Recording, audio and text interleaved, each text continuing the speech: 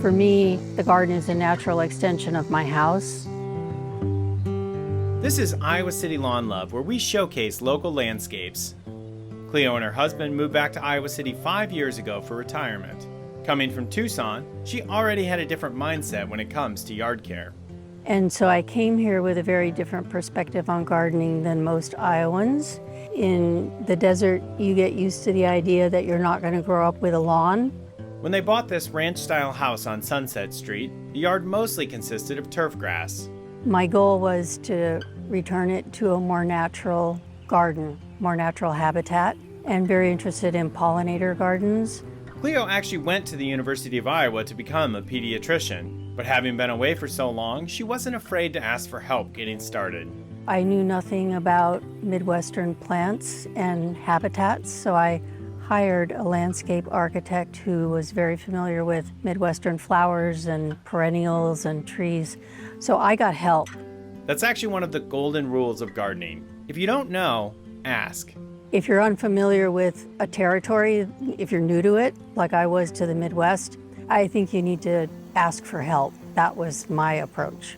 Recently, her goddaughter, Lilli, also moved to Iowa City. The two teamed up to keep the garden growing. I started coming over last year.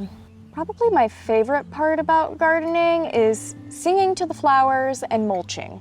So she's what I call the transplant queen because she can transplant flowers and they never look like they've been fussed with. They never wilt, they never falter. Another goal for the yard was to eliminate the need for mowing. Here you can use a fescue, no-mow lawn, and they're wonderful. They're velvety, they're soft, they're beautiful and lush emerald green. Not having to mow cuts back on air and noise pollution. I wanted to create an ecosystem that didn't require any chemicals or things that were damaging to the environment. And the satisfaction of seeing the garden progress makes it worth all the work. You know, after a nice good mulching, especially if you're mulching around flowers that are like more wilted looking, I like to mulch around those and sing to them and then like come back a few days later after they've been watered and all that, and they just look better and happier. One of the most important lessons that Cleo picked up along the way is to think of your yard like a home. Take it in sections, think of it in rooms, because it's overwhelming when you look at your garden and think, what do I do?